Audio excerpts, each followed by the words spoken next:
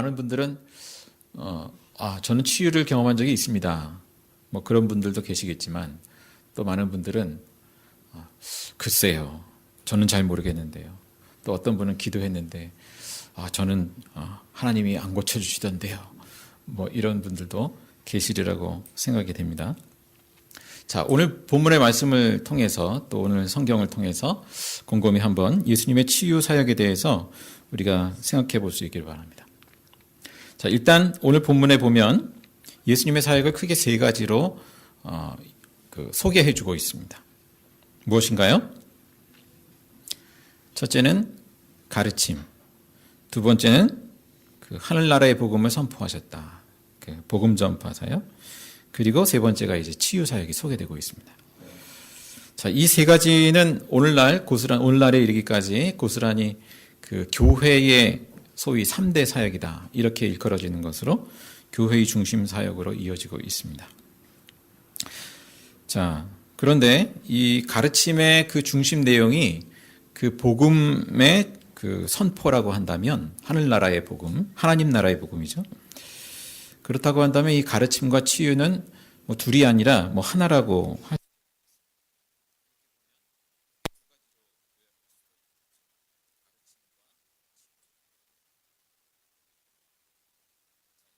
가르침의 내용이 마태복음에 보면 복음서 전체적으로 그걸 합니다만 강조가 되어 있습니다.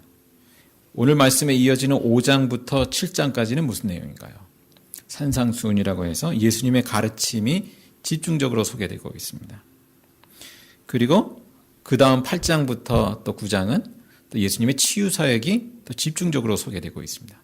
그 다음에도 계속 가르침과 치유가 반복해서 교대로 소개되고 있죠. 오늘 말씀은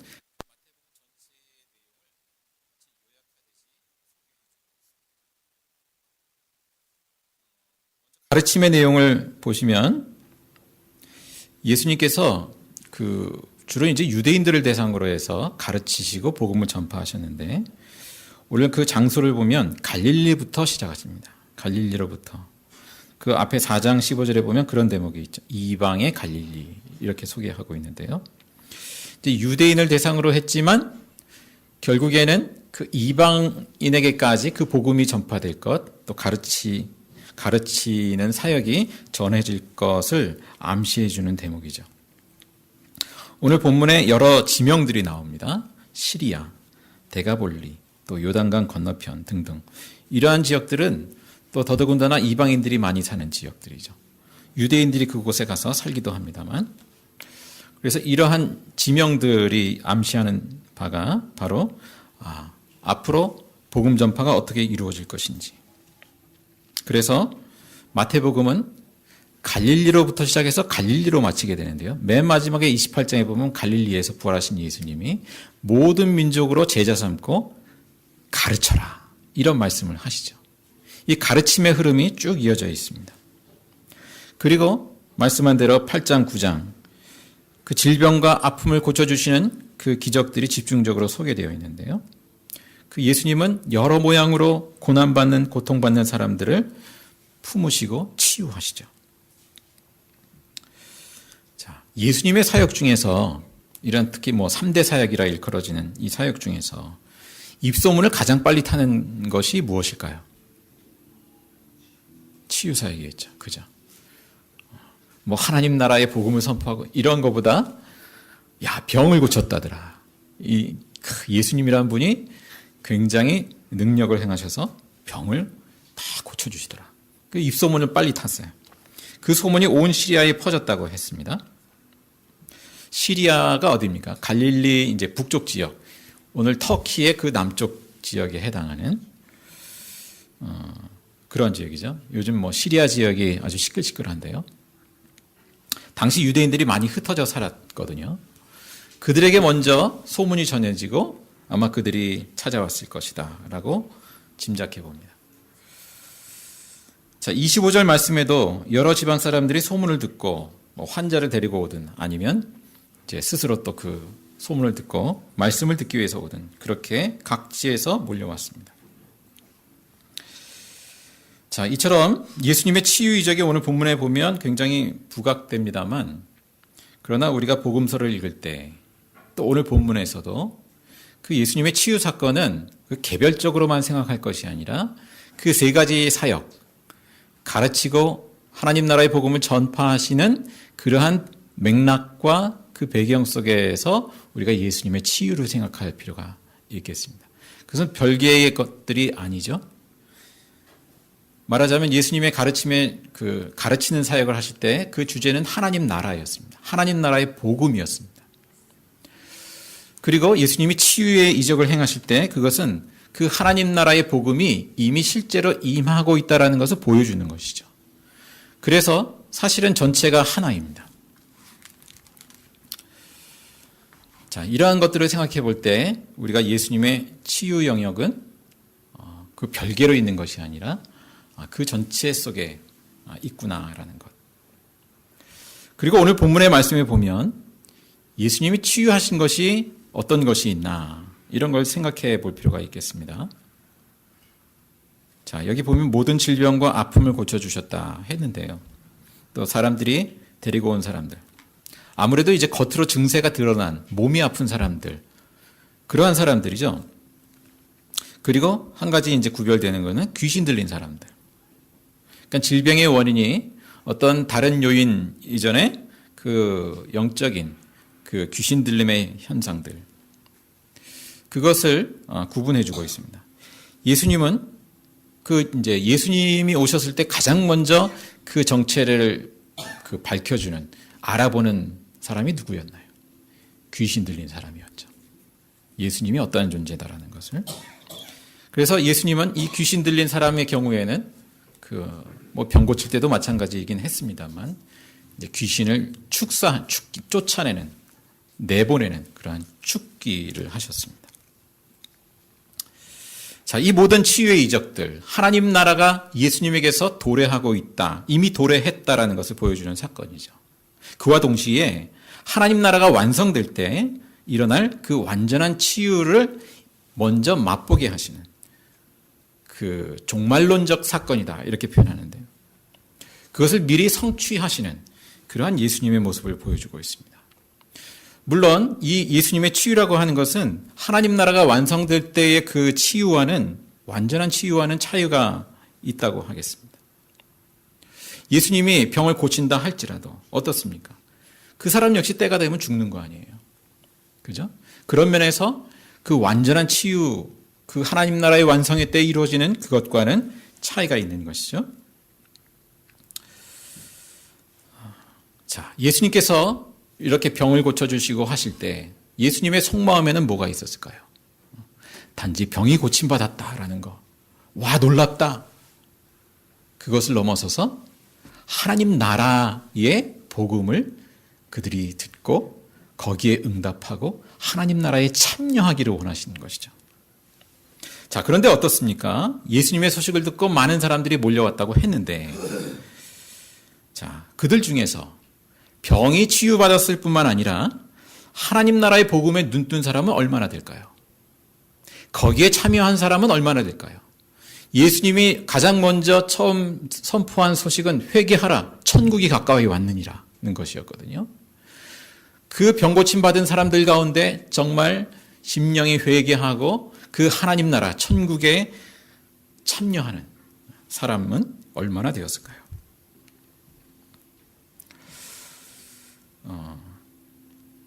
자, 그리고 오늘 말씀을 통해서 우리가 한 가지 더 생각해 보고자 합니다. 우리가 육체의 질병을 예수님께서 그렇게 이제 고쳐주시고 했는데, 중풍병, 또 간질, 글쎄요, 어떤 신경계통의 병이라고 해야 될까요? 이런 것을 특히 사례로 들고 있는데요.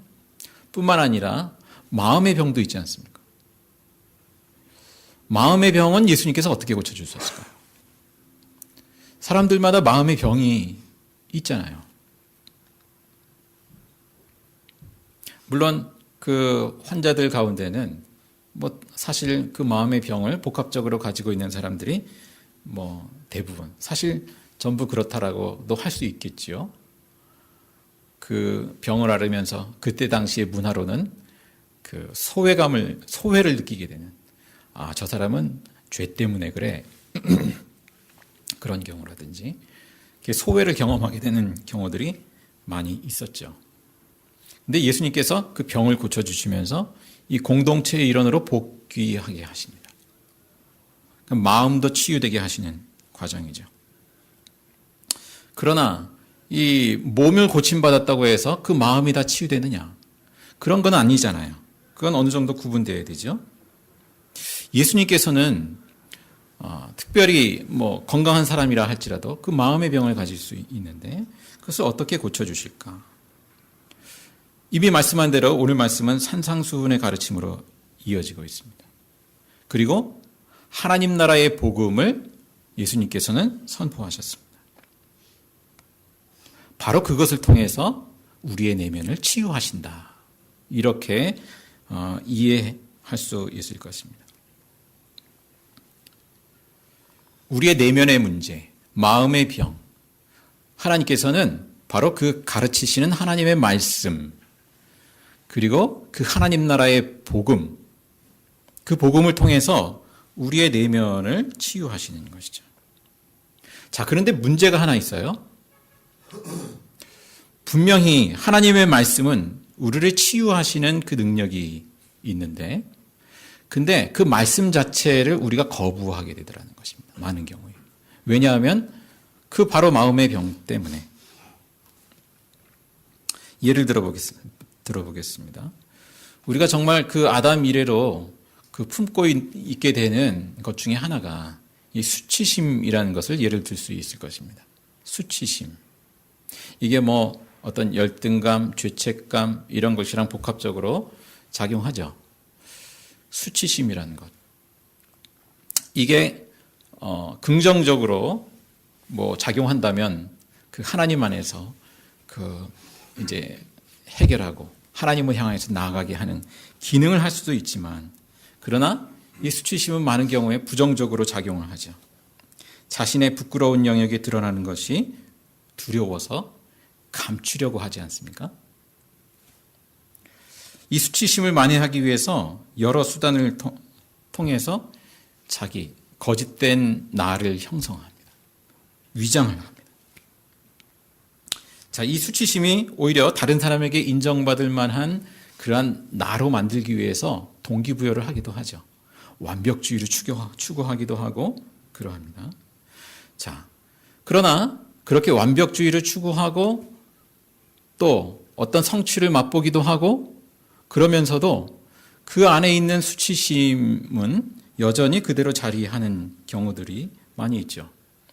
그래서 자존감이 굉장히 낮고 열등감, 또 우울증에 빠지기도 하고.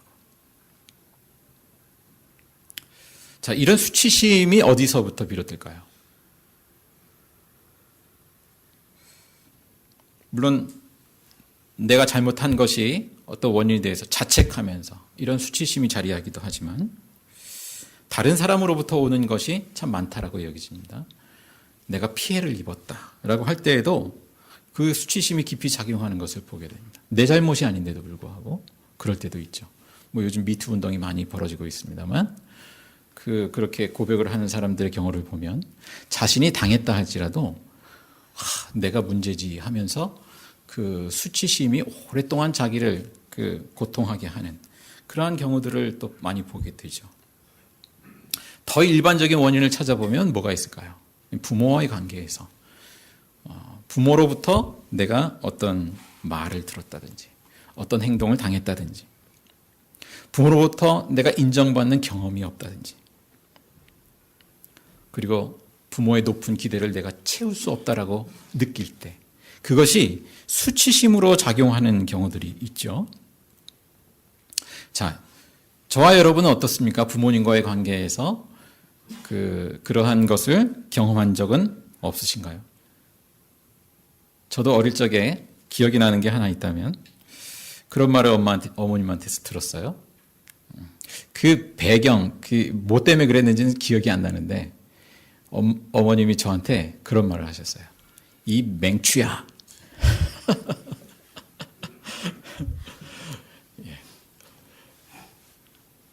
아직도 기억이 나는 거 보니까 그때 조금 강렬했나 봅니다.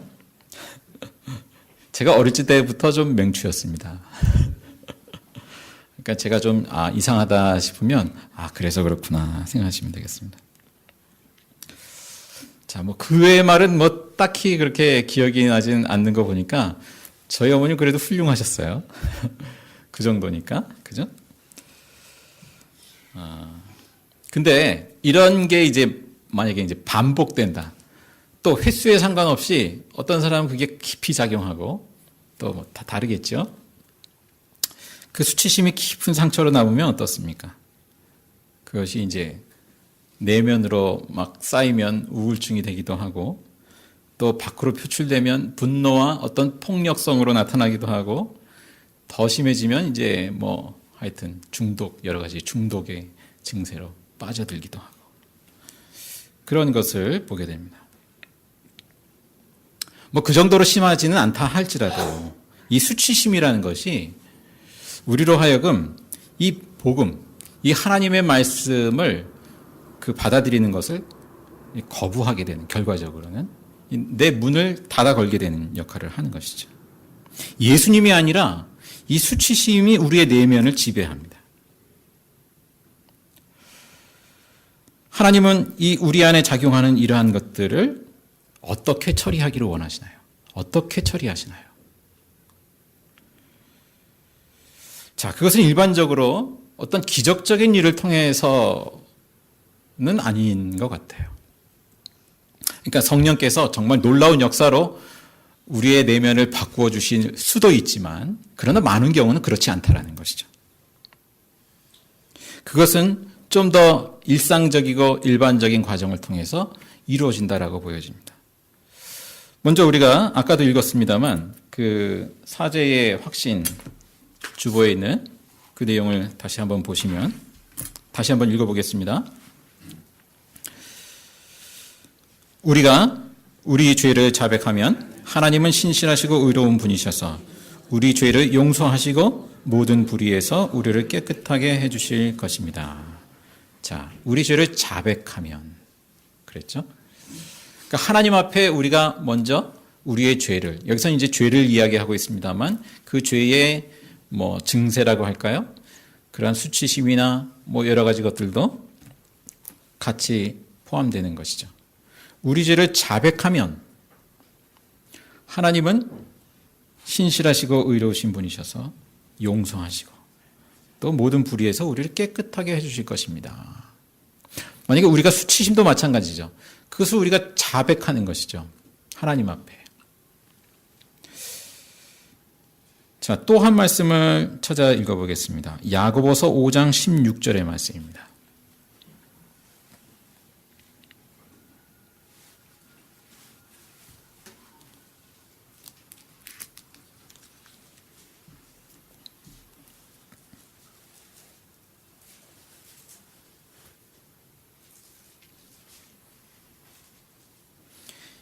야고보서 신약성경 뒤편에 히브리서 다음에 있죠. 5장 16절의 말씀입니다.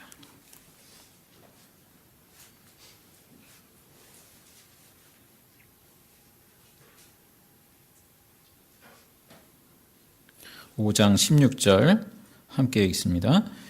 그러므로 여러분은 서로 죄를 고백하고 서로를 위하여 기도하십시오. 그러면 여러분은 낫게 될 것입니다.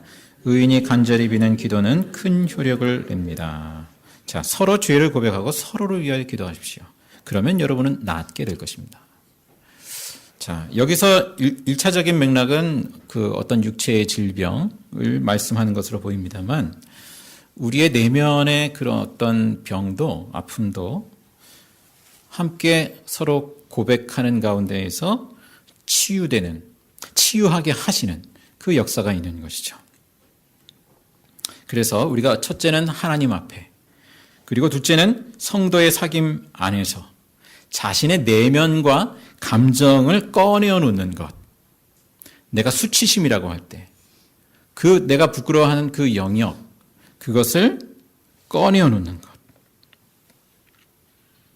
바로 그것을 통해서 치유가 일어나는 것이죠. 자, 이것을 위해서는 나를 있는 모습 그대로 받아주리라는 어떤 믿음이 내 안에 있어야 되리라고 생각합니다. 아, 내가 이런 얘기를 할 때 이분들이 받아주실까? 나를 뭐라고 생각하는 거 아닌가? 그런 생각들이 내려놓아지고 신뢰가 형성될 때 비로소 내 어떤 부끄러운 것도 꺼내어 놓을 수 있는 것이 아닙니까? 그 보통 이제 알코올 중독자들의 모임이 있잖아요. 우리 신입사님 더 잘 아실 것 같은데. 거기서는 나랑 비슷한 사람들이니까. 내가 뭔가 사실 부끄러운 얘기지만 꺼내놔도 그분들도 나도 그래 라고 나를 받아줄 만한 사람들이라고 신뢰가 형성되니까. 그래서 꺼내놓을 수 있는 거잖아요. 그죠?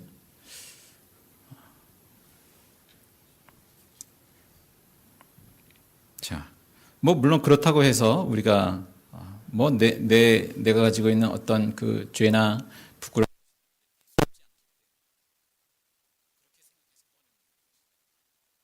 건강한 의미에서의 우리의 어떤 죄책감 그것은 필요한 것이죠. 분명히 필요한 것이죠. 그러나 우리가 하나님 앞에 그리고 또 서로에게 누군가에게 나의 어떤 부끄러움의 영역을 꺼내어 놓을 수 있는 것 그것이 나를 치유하게 하는 역할을 하죠. 우리는 누구나 나의 부끄러움을 받아줄 수 있는 사람이 필요합니다. 우리는 누구나 나의 그 어떤 부끄러움의 영역을 받아줄 수 있는 공동체가 필요합니다. 예수님께서는 바로 그러한 사람들을 통해 우리에게 사랑한다고 말씀하시고 또 우리를 치유하시는 것이죠. 그리고 자신의 아픔을 그 상처를 그렇게 내어놓는 사람, 바로 그러한 사람을 통해 다른 사람에게도 치유의 역사가 일어나게 하십니다. 자, 우리는 종종 그런 경우들이 있죠. 누구나 이제 예를 들어서 배우자가 이제 어떤 그룹 안에서 우리 작은 모임이든지 이 가족 얘기를 좀 감추고 싶은 가족 얘기를 꺼내는 거예요. 그러면 이제 이 배우자 남편이든 아내든 질색을 하는 거죠. 그런 얘기 하지 말라고 이제 하게 되기도 하지 않습니까? 물론 우리가 시도 때도 없이 이렇게 이 얘기 저 얘기 다 꺼내놓고 그럴 필요는 없지요. 그러나 한편으로 생각되기를 내가 아직 주님 앞에 해결되지 않은 그 어떤 것이 있는 것이 아닌가라는 것이죠. 그래서 소위 말하는 자존심, 체면, 또 프라이버시라는 이름으로 예수님의 말씀을 거절하고 있는 것은 아닌가라는 것이죠. 우리는 자기 자신의 어떤 부끄러움의 영역을 꺼내놓는 것을 통해서 하나님의 치유를 경험하게 됩니다. 하나님은 그렇게 역사하신다라는 것이죠.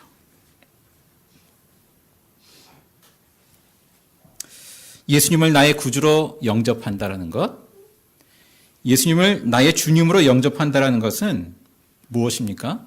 바로 나의 그 해결되지 않은 감추어진 것을 그 십자가 앞에 내려놓는 작업, 다른 사람 앞에 내어놓는 과정을 동반하는 것이죠. 그것이 아니면 우리는 진정한 의미에서 예수님을 나의 주님으로 영접하고 예수님을 나의 주님으로 모시고 산다? 이렇게 말하기 어렵죠. 우리는 생각으로는 그렇게 생각하고 말할지 몰라도 우리의 실제의 삶은 그렇게 이루어지지 않는 모습을